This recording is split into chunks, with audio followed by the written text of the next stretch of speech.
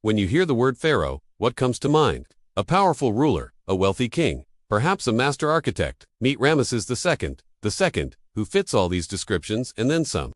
He's been called the greatest builder of them all, the victorious warrior, the infamous womanizer. But have you ever heard of his marriage to his own daughter? It sounds bizarre, but in ancient Egypt, it was common practice among royalty. Let's dive into the story of this amazing couple. It might surprise you that there is no record of Ramesses II having married only one woman in his entire life. While history has preserved details of many royal Egyptian weddings, including the marriage of Tutankhamun and Ankhesenamun, there's no such documentation for Ramesses II. Historians believe he took many wives throughout his long life, including at least 800, if not thousands. The truth is that polygamy was quite normal for the Egyptian pharaohs, especially when it came to men like Ramesses II. You see, it wasn't just about love. It was a strategic tool to strengthen alliances and produce heirs. For instance, during his reign, Ramesses II had built over 100 temples, and each temple had a queen mother who was its patron. Some of these queens were his real wives, while others served as honorary consorts. He even held competitions among his wives, choosing the best mother of the year and awarding her with a beautiful statue. Imagine the pressure of being judged by your husband in front of all your wives. Must have been terrifying. Amongst all of Ramesses II's wives, one stands out. His great royal wife, Nefertari. She was the mother of several of his children, including Princess Hennet-Tamar, who later became the wife of her father. Unlike the pharaoh's other consorts, very little is known about Nefertari. However, she clearly held a special place in Ramesses II's heart, as he immortalized her in stone in many tombs and temples throughout Egypt. One of the most famous examples is the Temple of Abu Simbel carved into a mountainside in Nubia. Here, Nefertari is depicted riding in a chariot alongside Ramesses II. Inside the temple, there are 4 colossal statues of the pharaoh, 2 of which are over 26 feet tall, larger than life-size. 2 smaller figures flank the pharaoh. Who are they? His 2 eldest sons, making this temple a true testament to the strength and power of the royal family. The relationship between Ramesses II and his daughter is further emphasized in the Ramesseum, the pharaoh's mortuary temple located near modern-day Luxor. There, Hennet-Tamar is shown with the titles Great of Praises, beloved by her father, and his only beloved daughter. As if these titles weren't enough to demonstrate their close bond, the walls of the temple feature several reliefs depicting the 2 of them together, including a heartwarming scene showing Ramesses II cradling his young daughter. But why exactly did Ramesses II marry his daughter? Well, this unusual practice can be explained by looking at Egyptian culture and religion. You see, Egyptians believed that pharaohs were divine beings, literally the embodiment of gods on earth. This belief extended to the pharaoh's family members, too, particularly to the heir apparent, who was considered the future pharaoh. Therefore, marrying the heir to another royal in Egypt wasn't just a political alliance.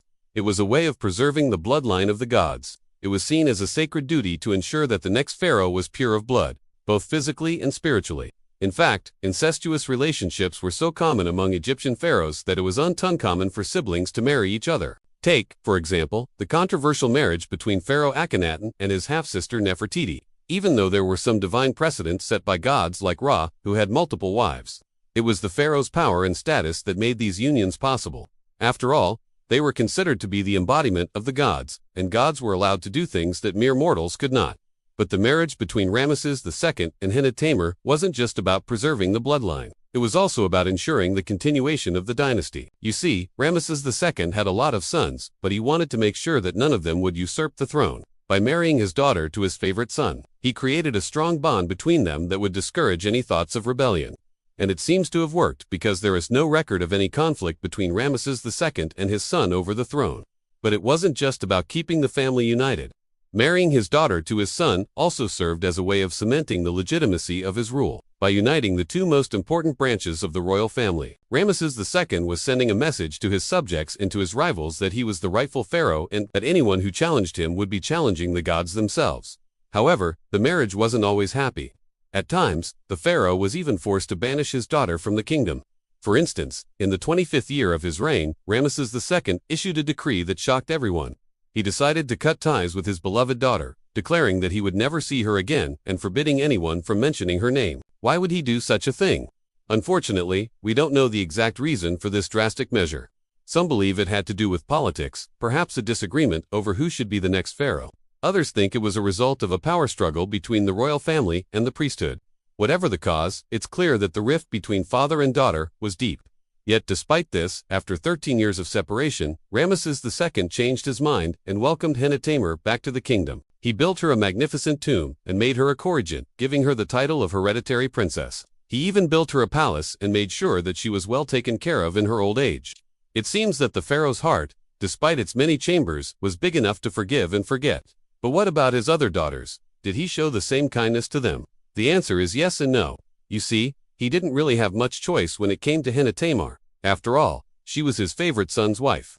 But the other daughters weren't so lucky. When Ramesses II came to power, he was only 14 years old. His father, Seti, died unexpectedly, leaving the throne to the young prince. With such a young pharaoh at the helm, it was natural for some advisors and family members to try and exert control over him. Among them was his stepmother, Queen Isis, who tried to influence the young king in her own interest. To protect his daughter from his stepmother's schemes, Ramesses II took an extreme step. He banished her from the kingdom, never allowing her to return. What's even more surprising is that the young pharaoh showed no mercy even to his full sister, Princess Bate. Like Henetamer, Bate was considered sacred to the Egyptians, because she was the daughter of a god. Yet Ramesses II didn't hesitate to banish her, along with his half-sister, Princess Helena. Why did he treat his own flesh and blood so cruelly? We don't know for sure. Perhaps he saw them as pawns in a game of power, or maybe he genuinely feared their influence on his rule.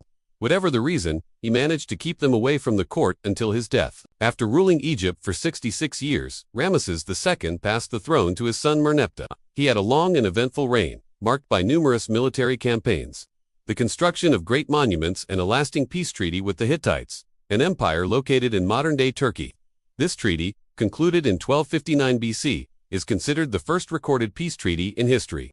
But despite all his accomplishments, Ramesses II's legacy is somewhat tarnished by the rumors of his incestuous relationships. To the ancient Egyptians, however, it was perfectly normal for the pharaoh to have many wives, both male and female. For them, it was all about maintaining the divine line of kingship and producing heirs who were pure of blood. In fact, there were many instances of brother-sister marriages among the pharaohs. In one case, Pharaoh Akhenaten, who ruled from 1353 to 1336 BC, married his half-sister, Nefertiti.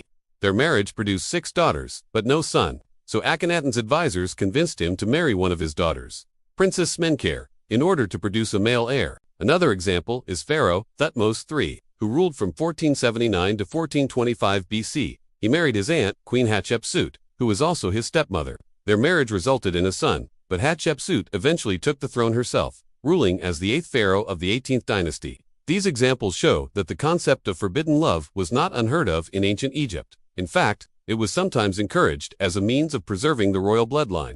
But back to Ramesses II. Despite his many marriages, he is remembered as one of Egypt's greatest builders. During his reign, he constructed temples, monuments, and statues that continue to amaze us today. His architectural legacy is a testament to his enduring popularity and influence on Egyptian society. So what's the takeaway here? Well, it's important to remember that every culture has its own norms and traditions. What may seem bizarre or shocking to us today was commonplace in ancient Egypt.